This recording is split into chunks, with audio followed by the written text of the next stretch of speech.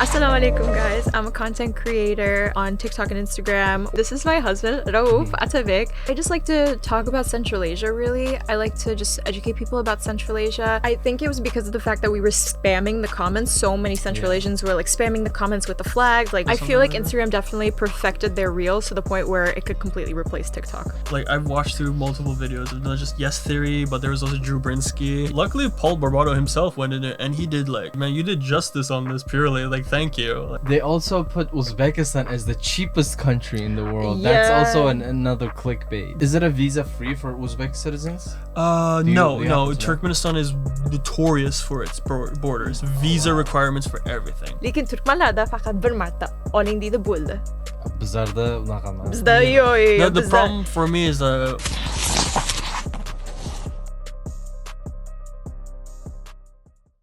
Hi Malika. Hi Hugo. How's it going? Good. How are you? Yeah, it's been a while. How's it going, Raouf? I'm good. How about yourself? Good. So we're today Watermelon Podcast guests are Malika Burieva and Raouf Atabeg. Atabeg. Yeah. Okay. Yeah. Or as I like to be, Atabeg. Almost like English-ified version. Like an attaboy. Like Attaboy, exactly. Just really Atabeg. Nice. Surprisingly, when I say that, they spell it correctly. When I say Atabeg, they freak out. How do you spell it? Like, is it Atabeg? Okay. For some reason, I thought it was with a K at the end. No, Atabeg. No, unsovietified. Yeah. Malika, you're a Uzbek blogger. Yes. American-born Uzbek blogger. Yes. Assalamu alaikum, guys. I'm a content creator on TikTok and Instagram. Well, hopefully before TikTok gets banned. I would love my content to go out. They're banning it, right? Yeah, they are. Yeah. That was like that for a couple of years now, but we don't know if it's going to be an actual thing this time because they have like the whole White House involved. No, they released the bill. Oh, they released the bill. Right now. I'm looking at Raouf because like he knows better politics than me. Did they sign it? They signed the bill. Now it's just the final stages of it and how the process is going to be like. I know they were grilling the CEO of TikTok. They were. So there is a portion, there's still time left to undo it, but you're at the final stages of it now. The bill has been passed. Yeah.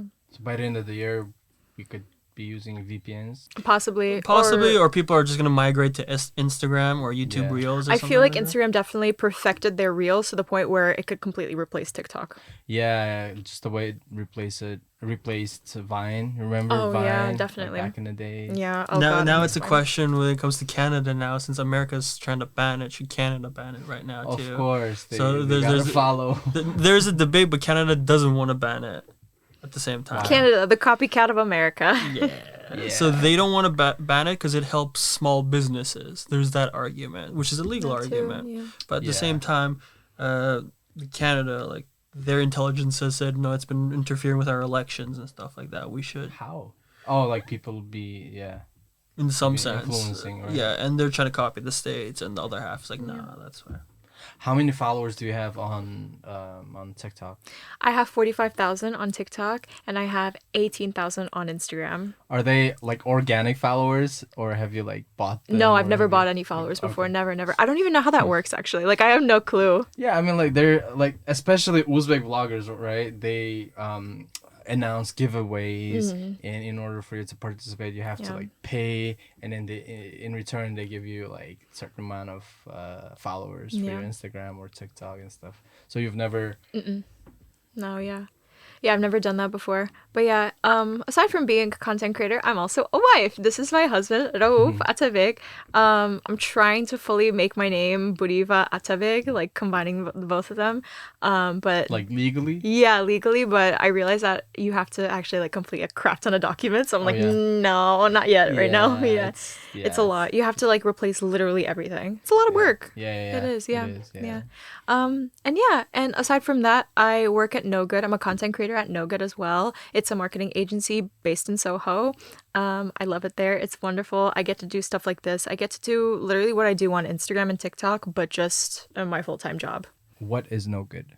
So no good. It's called no good because we're rebels. We're replacing the term of what is really good, but with edgy content and marketing. So we're mostly just talking about like news and marketing. So for example, the Met Gala. We would cover the Met Gala, for example, because that's like the sensation of the year. Yeah. If not, we would cover something like Sweetgreen introducing steak. Do you know what Sweetgreen is? It's like it's like the healthy version of Chipotle, basically. Okay. Yeah, it's like my coworkers go crazy for it, and my manager was like, we need to cover Sweetgreen. They're introducing steak. And I'm like, okay, yeah, absolutely.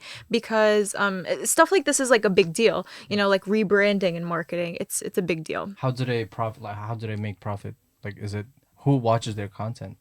People that are interested in marketing, people that want to know of what's going on in like the marketing realm. I've been bringing in office interviews. They discontinued that for a while. Office interviews, like interviewing people about like, oh, what's like a controversial marketing take that you have, or what's a controversial design take, asking the design team, or asking like anything regarding marketing, or even like ChatGPT versus Google. Which do you prefer? Do you prefer conversational like search, or would you choose like Google search? What would you choose, for example?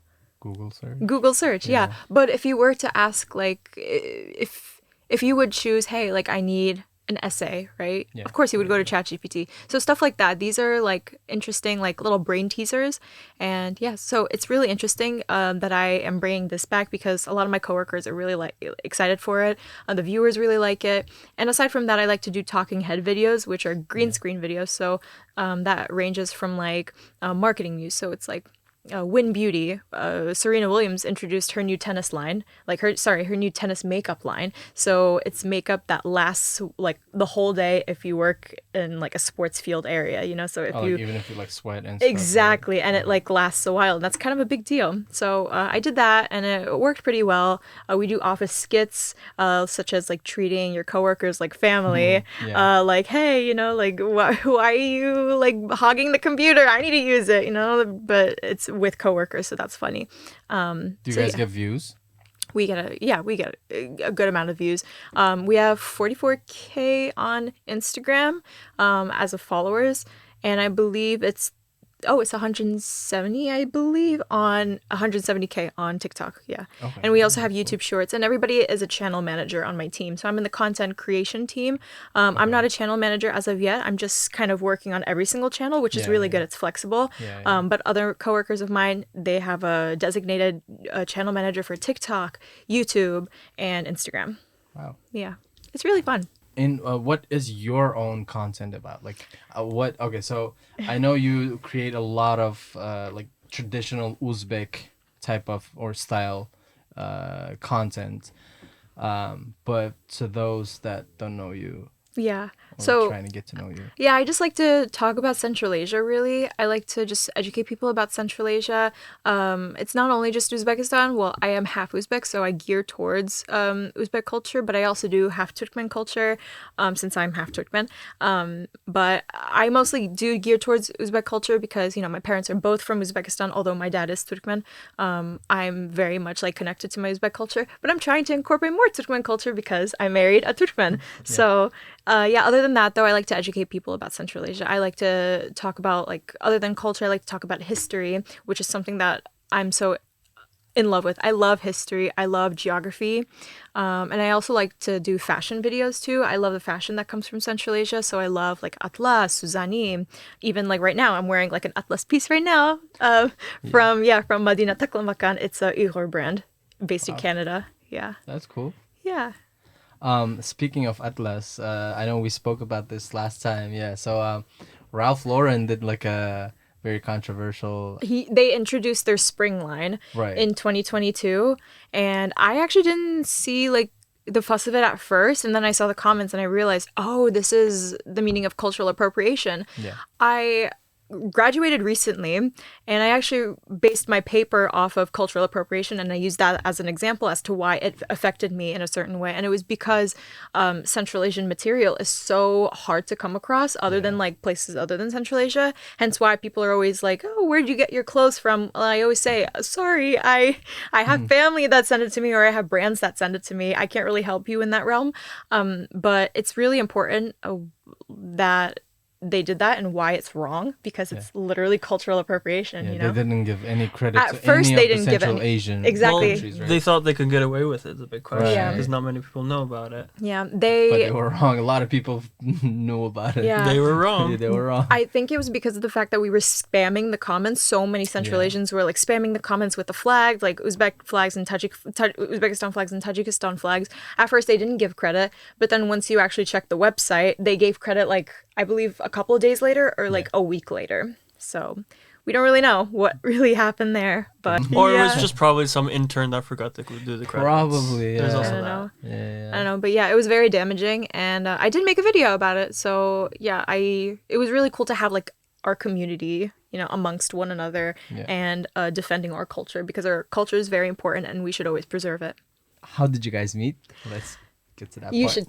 I should go for yes. that? I've been talking so much. Okay, so let's see. How far should I go back? Okay, we're going to start off in October 2022. Are you familiar with the channel Geography Now? Yes. You are now. You were on the episode like 2 years ago, I think, right? Yeah, the Basically, Turkmenistan so episode. for those that Turkmenistan don't episode, know, okay, Geography Now is just this YouTube channel that just talks about every single country, A to Z, alphabetically. So he eventually, Paul Barbato, the host, got to the Turkmenistan episode, and he was looking for actual Turkmens to like co-host with this episode. He found Malika, and I was also supposed to be part of it. Yeah. But the dates kind of interfered with mine, so I thought I'd just send it in like virtually, like online, my recording of it, essentially. She went to LA, and then after all the film taking was done, I just sent her a text message and be like, "Hey Malika, I'm Raouf from Canada. Heard you were like a Central Asian born in the West. Yeah. I was also born in the West. Hard to find like folks like these." And you know, like we just started off from there, and then You were born in Canada. I was born in Canada. In Toronto. I know Malika has an accent when she speaks in Uzbek. Do you have an accent too? Well, I don't know there, but I do have a little bit of a Canadian twang in me. I think he means your Turkmen accent, in babe. Turkmen. Oh, in Turkmen. Like, yeah, when you speak in Turkmen. Do you want to speak? سلام عليك عزيز جامعتنا من آدم رؤوف يسبلك من تركمن كيبليارم اما بعض كنا جيك بالاكسنتم بار يومتن ديالكت بني كيبليارم شنو things. Janapas. Okay, Janapas. Yeah. Shouldn't sing yazdigan join it. Okay, yeah. I only got that part. There is a bit of a lexical difference between the dialect I speak, the Yomut dialect, between the actual like predominant Tikka dialect in Turkmenistan.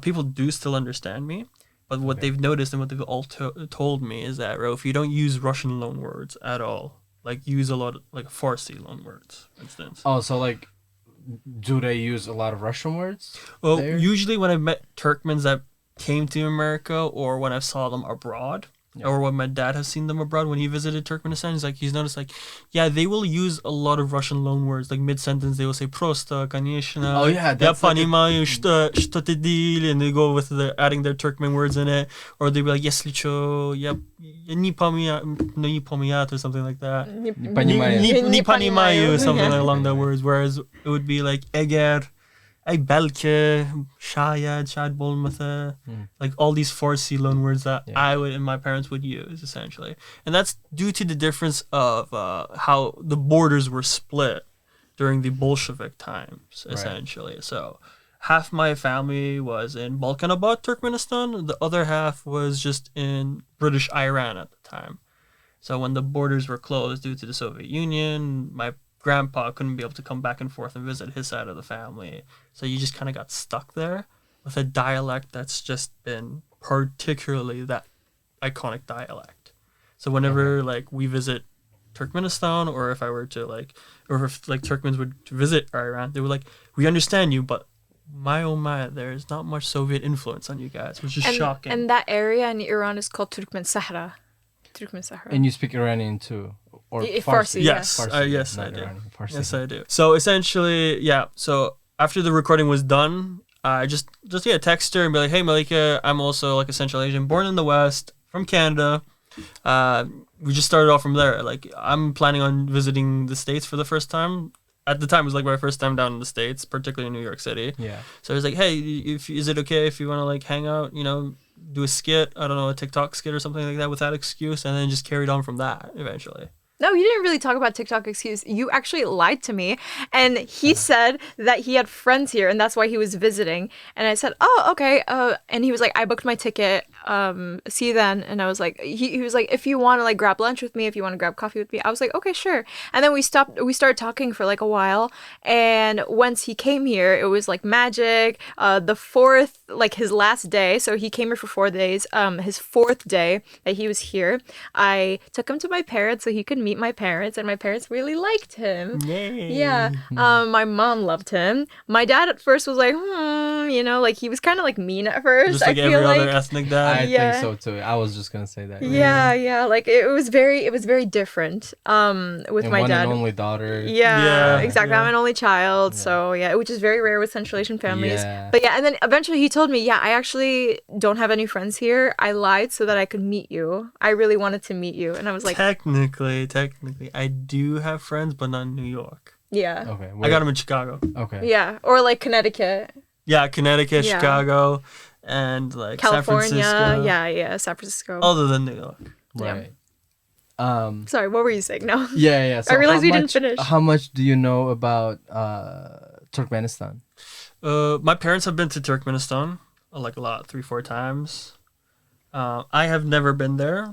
I've only heard stories from Turkmenistan and just gifts from Turkmenistan. I've been straight to the border, like Iran-Turkmenistan border. There Okay. is a grand bazaar there.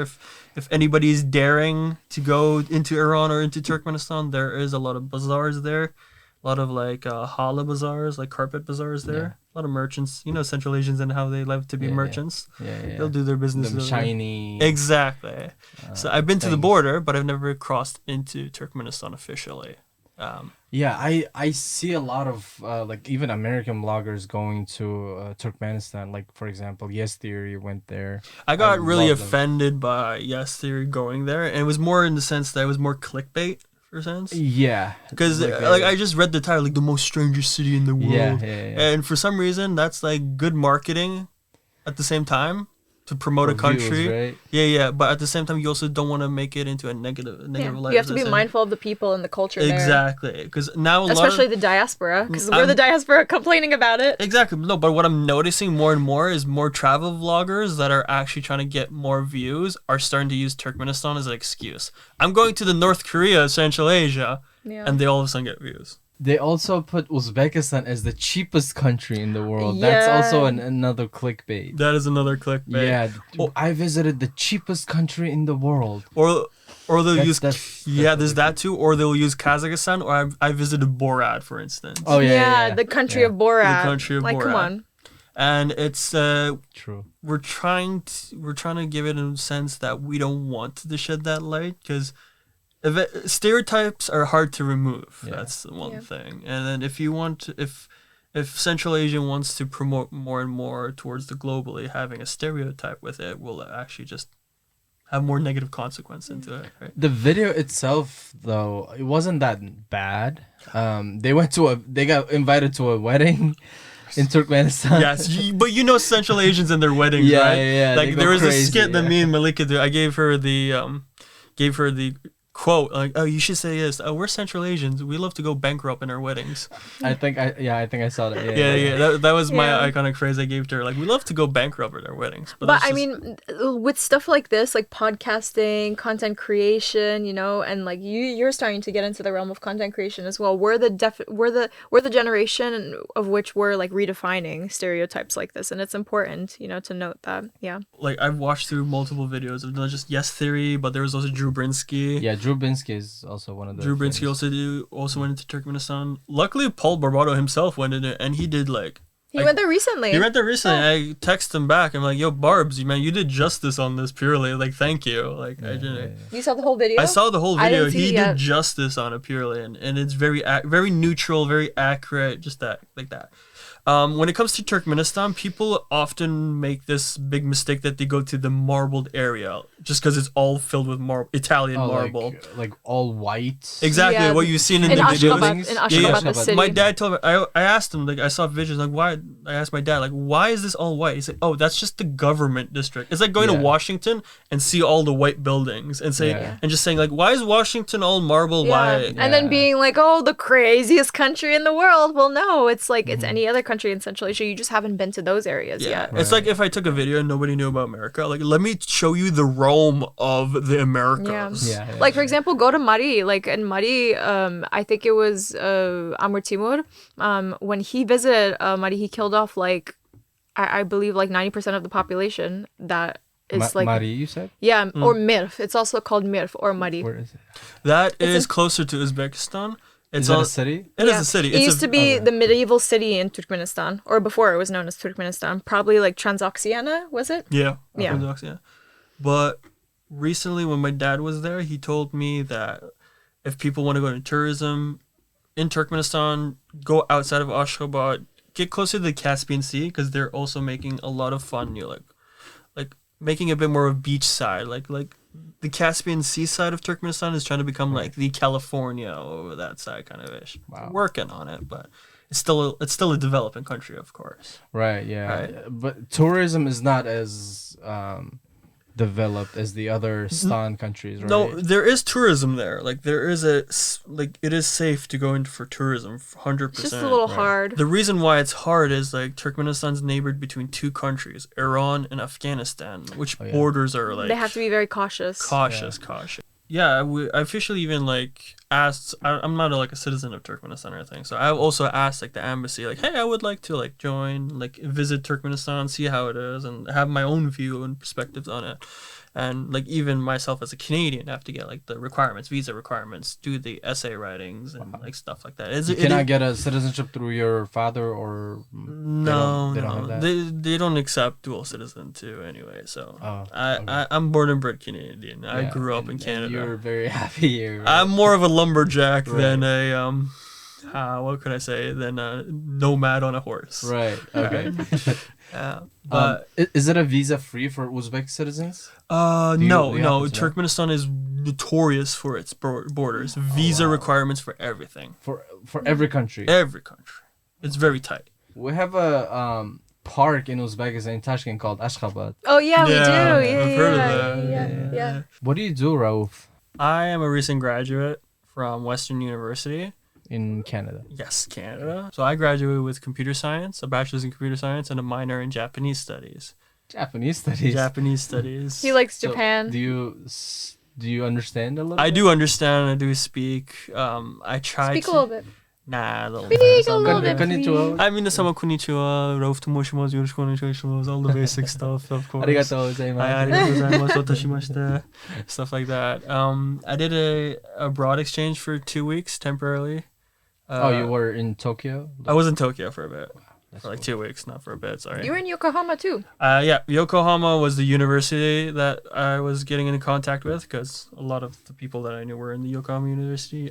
Tokyo was a little pricey to get to from Yokohama, because the thing is, the subways, they don't charge by entering exit like New York does, they charge by distance. Oh wow. So from Yokohama to Tokyo was $10 for me, just to like get to like the place. And like at first it's not that much, but it adds up, you know? Yeah. How long was the distance? I don't recall the distance, but like the charging amount was roughly like $11 for one way. Was it an hour? It was like an hour to like from Yokohama to like Tokyo. So from like Brooklyn to like Manhattan, miles. right? Exactly. 50 to 60 miles. Exactly. But both going and coming back was like $22 for me. Okay, that's a lot. Yeah, so usually it was tough. I heard Japan in general, especially Tokyo, is one of the like most expensive cities in the world. It is. Here's the thing though, what's strangely astonishing to me, it is pricey when it comes to like transportation. Yeah. It's not a country that produces oil or anything like that, right? Yeah. So it's that. But when it comes to food and clothing, it's very cheap. Yeah, so I follow this vlogger, he's based in Japan and he's Muslim too. And he always posts like halal spots in Tokyo, all around Tokyo. There is a Muslim majority that's growing in Japan. Yeah, particularly thanks to the Malaysians and the Indonesians. They're moving, right? Yeah, they're moving into Japan. Don't know what the reason that maybe economic reasons or something like that. But the same thing, there's also like people moving into Indonesia and Malaysia. A lot of Uyghurs live in Japan too. There's also Uyghurs in Japan too. Yeah. So it is very astonishing. Like I've seen them when I'm walking in the streets of Tokyo or Yokohama. I will see Uyghurs, Malaysians speaking fluent Japanese, and I'm like, you blend in. Yeah, Koreans too. I believe after the Korean War. Yeah, when you come to Japan, you will notice like in the subways, everything is written in Japanese, Korean, and Chinese. Really? These 3 letters. The only spot where you see English is in the airport. Anything after the airport, you're done. Don't hope for English. You're on your own. Not even on the not even the spot. No. When he was in Japan, he was FaceTiming me and he was like, Malika, look, everything is in Japanese. He was like so happy. I've never seen Raouf this happy in my life. It's very astonishing because when I set foot there, everything was purely clean. Yeah. Clean. Like cleaner than like Canada clean. Like you've been to Toronto, you were like shocked, like, wow, Toronto's clean compared to like New York City. Because like Toronto is just New York, but like bigger streets, cleaner places, cleaner streets, and nicer people. Yeah. But with Tokyo and other city that are in Japan, it's that they've mixed modernism with their traditional culture, and it's the only country that successfully was able to do that in some sense. For example, if they have an appointment, they come at least 30 minutes before their appointment. It's perfectionist culture. It's a perfectionist culture. It's like they have like true madaniyat. That's why we have to learn from them because we run on Uzbek time. Yeah. You know, like we really do run on Uzbek time all the time. We run on Central Asian time. They are very unforgiving when it comes to those being late for that kind of. I don't want to say it like unforgiving in that harsh manner. It is very like. It's important to them. Punctualism is like a good sign, like a good luck sign to them, a good character sign, especially in the workplace and stuff like that. And reality is the workplace is very tense when it comes to deadlines at the same time. They are very, very work-oriented, but at the same time, when I saw the work-life culture in Japan, even the nightlife in Japan, it is amazing. Correct me if I'm wrong, I heard if you're in Japan, if you go to a restaurant and if you order noodles, right, you have to like make sound when you're eating. Like, you don't necessarily need to make sound. It's more in the sense that, you know, in America, like you making slurping sounds is kind of offensive. Yeah. It's not offensive in Japan. It just means that you enjoy the food. Yeah, that's what I heard. Yeah, I heard that if you like actually like slurp, it's purely fine. There's only one thing you're enjoying it. Exactly. There's only one thing that you should not do when it comes to food is putting your chopsticks straight in a 90-degree like perpendicular. That means you purely hate it. Oh wow! Purely hate it. It's a very, very bad insult to a chef or anything like that in Japan. But when it comes to like slurping food or making like delicious noises or something, no, it's not an issue. Yeah, it's very not an issue. I heard they actually like it. Yeah, they like it. They like it. It is also a little weird too that when they see foreigners, they automatically assume that they don't know you don't know Japanese, so they try their best to speak English automatically. They're like, "Oh, well, I am sorry, sir. Like, no English." And then what do you say? And then I'll just be like, "sumimasen, demo nihongo chotto dekiru." And they're like, "Nihongo jouzu desu ne." I'm like, "Oh." They look at his face and they're like, "Impossible." Yeah. Impossible. They're like, they're like, "You're able to understand me in some sense." I'm like, a little bit, I guess so. And they're like just shocked. He's so modest when it comes to his Japanese. His Japanese is amazing. I do make mistakes. I do notice That's normal. I make mistakes when I speak Uzbek. It's my second language. I guess so, but more in the sense when I want to make elongated sentences that I do make a little grammar mistakes. I wouldn't say that I'm good. He's being too harsh on himself. He's being very Japanese right now. This is like his 6th language that he knows. That's why he knows too many languages. So yeah, and when I was there, I had an amazing time. There's only one little thing that I like to tell people is when it comes to advertisements, it's right up on your face. Everything's just like shining on your face. Like shining on the face. And if you actually do visit Tokyo, I want to, because now that I'm a citizen, right? Like it's like a. You get a flag. Oh yeah. I don't have to get a visa. I don't have to. Yes. You don't get the visa. You don't even need to get a visa. It's visa free for 4 months. Japan. Okay. 4 months. Wow. Not 6. People make some mistakes so they think it's 6 months. No, it's 4 months. I'm probably not gonna stay that long. I've had friends that stayed the full 4 months when I went there. They could afford it. And Canadians can go into Uzbekistan no problem. 1 month visa free. Americans, however, Americans have to pay. Yeah, that's so weird. It's amazing for them, but not for us. Yeah. So us Americans are always threats. When you went to Samarkand, you didn't have to get a visa. I just looked at the booth and I'm like, how you doing there, bud? Yeah, I had to show my visa. I was like sweating, like here, I can visa bormanda. There is this international joke when it comes to Americans and Canadians. There's nothing more Canadian than a Canadian living outside of Canada. Yeah. That I don't know if you heard it from Mike Myers. Essentially, I've heard a lot of Canadian jokes when I watched How I Met Your Mother. Yeah. Canadians are too polite, too nice. There is some truth to that, but it's more in the sense we're more passive aggressive. That's true. Passive aggressive is more like it. So with that. They are quite nice though. Yeah. Okay, Malika, do you follow any Uzbek bloggers? Okay, yes I do. Which one? I follow could I say like micro influencers too? Who? Micro influencers. Yeah, okay, so Camila Faiz, she's in Texas. Okay. She owns Ikat Wear. I love her, she's wonderful. There's also Arti Namti. She has a small business in the UK. Okay. She appeared on Gashtek podcast. Her name's also Camilla. Yeah, she has a small business. I love her. She's amazing. Are there any ones that I know? I just mostly like follow like the Western ones, I guess. Yeah. How about like Uzbeks that are living in Uzbekistan? Living in Uzbekistan? Not really. Do you, no, do you know any of them that might come on your timeline? No. I mean, they probably don't because you don't like their posts, right? No, I do like their posts. Yeah, definitely. But there is this one girl, I think her name is Nigina or something. She's an actress. I have to look it up. I'm not going to lie to you. Yeah, Nigina Jabbarova. She's an actress. Okay. I don't know. Yeah, this one. I like her videos. Her videos are pretty cool. I follow Parizoda's videos. I like Parizoda too. The dancer. Okay. Yeah. I get a lot of influence from like her fashion too. I love like incorporating cultural fashion into my own like Western fashion and kind of like infusing the two of them. It's really interesting.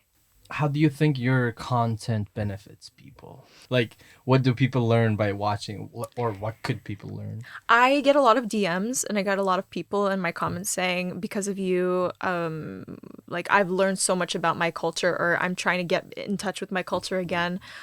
So I love watching your videos because of that, because I'm learning so much from it. When Raouf and we actually went to DC recently, and we were sitting in this cafe. No, it was like an Ethiopian restaurant. This one guy was like staring at me from afar. I could tell that he was Uzbek. I could spot an Uzbek from a mile away, but he was staring at me and he was like, "Hi, I'm sorry, are you Malika?" And I was like, "Yeah, that's me." He was like, "I follow you because of like my girlfriend. She's really interested in like Uzbek culture." And I realized that the girlfriend, she's not Uzbek, you know, she's white. And I'm like, wow, how fascinating, you know, like because of people, you know, like this, they're interested in watching my content so that they can be in touch, like connect with with my culture and their culture, but also at the same time learn from like their significant other's culture. And I get direct messages too all the time, like, "Oh, you know, because of you, I'm interested in like learning the culture. But aside from that, I'm learning the culture for my boyfriend. I'm learning the culture for my husband. I'm learning the culture for my wife." I'm like, wow, that is so cool. That's so cool. And because of you, like I'm embracing my culture. And it's important because growing up with me, I never wanted to embrace my identity. I hated being Central Asian. I hated it so much. Because you went to high school here, you know.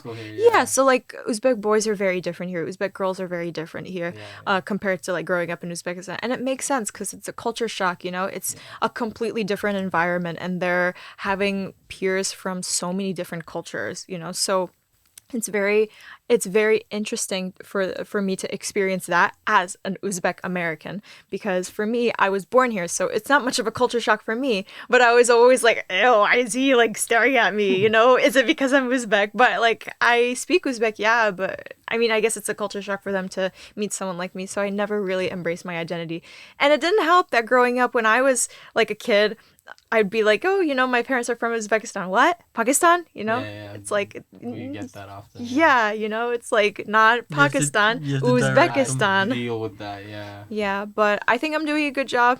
I wouldn't say that it's because of my content, but, you know, a lot of people, I was just having a conversation with you about this, but I feel like a lot of people, compared to 10 years ago, people are understanding where Uzbekistan is. Just recently, I had an on-site at my workplace where a ton of my coworkers were there, and I was talking about, oh yeah, my parents' country, you know, like my culture this, I'm ethnic, blah, blah, blah.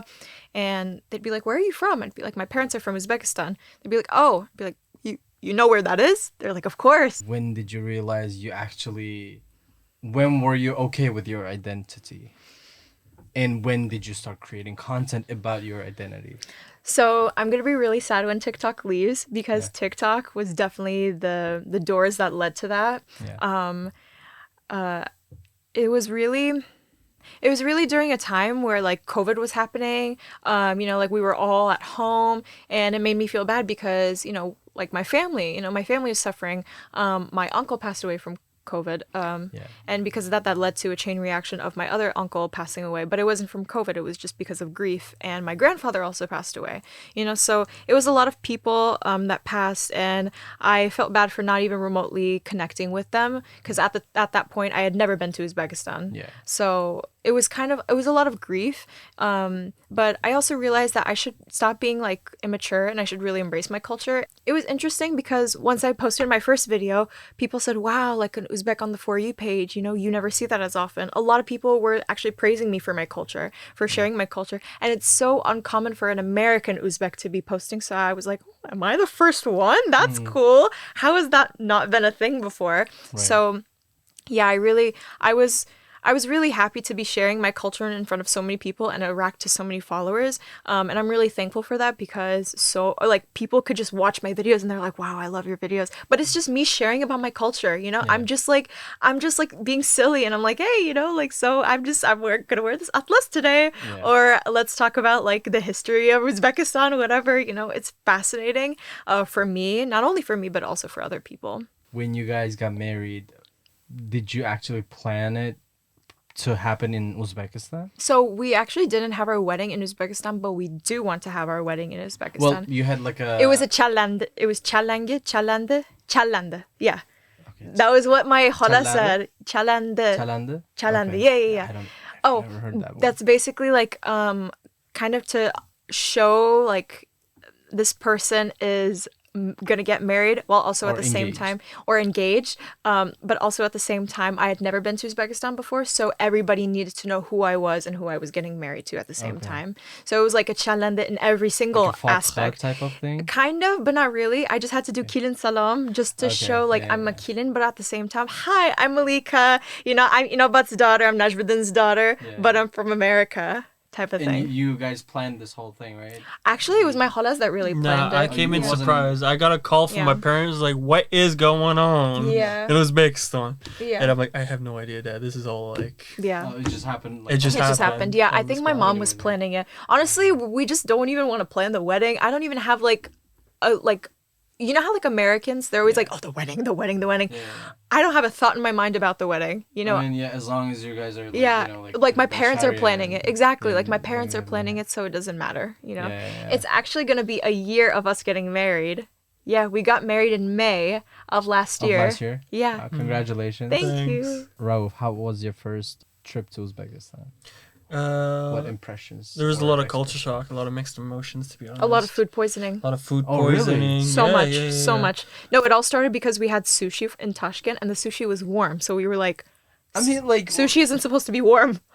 Yeah, like, why would you have sushi in Uzbekistan? We just wanted to try it out. We wanted to taste test and compare, but ever since then, we had a whole, am I allowed to curse? Yeah. We had a whole shit show after that. It was horrible. Quite literally. It was really bad. Alling. They don't stop, bro. Like, they get mad too. They get mad if you don't finish the plate. Yeah, they don't let you go. They don't let you go. They get offended, and you're like, I'm there. Like, I don't want to offend people. I'll eat. I'll try as much as I can. And they get offended if you offer them money too. Oh yeah. Like, no, because you have to pay for something. In Turkmen culture, bir marta alling. Yeah, I grew up like max I've had with my mom. Since it's a Persian infusion, 3 times. Yeah. And the third time, I'm like, no, I don't want. In Farsi, it's like taruf. That's why. And I think that's like the culture that we're used to. Yeah. I think it's like Persian and Turkic infused together to birth Uzbek culture. So we have like oling. Lekin Turkmenlarda faqat bir marta oling deydi bo'ldi. Bizarda unakamaz. No, the problem for me is my appetite's very small. Me and Malika's appetite. So at the same time, I haven't had lamb in such a long time too. So this was new to my body. It was everything. And on top of there was heat they eat too. a lot of lamb. I'm a very big meat eater. I love meat. I do not disagree on that. No, like I love lamb. It's just that, like, for instance, I would have osh in like lunch. 3 hours later, I haven't even digested the osh yet. There's shashlik. Another 2 hours later, there's samsa. I'm like, please stop. Yeah. And then I would wake up in the night just throwing up whatever I hate. So I was just at the point like I'm eating, and the toilet I'm just like, I was getting throwing scared up. too because I didn't want like gap, you know. I didn't want my khalas to be like, oh my god, is she pregnant? So I had to like go to the side and like be like careful about it, you know. I did gain 10 pounds coming back. We gained a lot of weight. Yeah, every time I go back, you have to be a skinny twig before you go. Yeah, it's like, the food is good though when it comes to like, ethnic food. Sushi and stuff like that, please don't touch. Yeah. Don't touch that. Oh, yeah. Not ready don't yet. Don't get the American food. Which restaurant did you go to? It was Yapana Mama. There's Yapana Mama. Okay, Yapana Mama is like the famous one in Uzbekistan. Is that where you went? Yeah, but people love it. People actually. It's just really California, like Rose. I am sorry, but I've been to Tokyo and all that. I like no, that's just California. It was like warm. It was warm, but Raouf was like, sushi is not supposed to be like that. Yeah, so they make up their own sushi there. It's like baked sushi. They call it baked sushi. It's so weird. Baked sushi? That's not how it's supposed to be. No, when I had it, it was like raw fish, California rolls. At the same time. But still warm? It's still warm. That's very dangerous when it comes to food poisoning because it's warm fish. The bacteria gets on it. It was definitely because of that. And we went to the clinic. We had to get medicine. That medicine actually did help me. I'm not going to lie. Uzbekistan has pretty good medicine, yeah. No wonder why they usually stock up before they go. Yeah, but it was really bad when it came to food poisoning, but everything else was amazing. It was my first time, so it was cool to be able to hear the stories growing up, seeing it in real life, while also like the pictures that I would see on the internet, stories that my parents would share, you know, in real life. So it was really fascinating. And with Raouf, it was his first time, so he was like, wow, this is like Turkmen Sahara. It does look like Iran, Uzbekistan, the architecture, stuff like that. Especially Samarkand. Yeah. When I loved Tashkent a lot more, just because I think Tashkent is their traffic was organized too. It was a bit more organized, and I got to see like a little bit of Soviet influence for the first time. Like, I've never, like when I was in the subway, I loved the subway. Like, the subway is like top notch. Because my dad would tell me you should see Soviet subways; they're amazing. And I was like, I saw it for the first time. I'm like, wow. And it hasn't been like touched in decades. My favorite one is the cosmonaut station. That's everyone's favorite. Actually. My favorite was cosmonaut station. I like the one with like the blue. What was it? The blue on top, and it's like carved into it. The marble one. They're all marble. That's Al-Shanaboy. That one was beautiful. Yeah, I liked it. But I realized that it does not look like the photos or the videos. Is it better?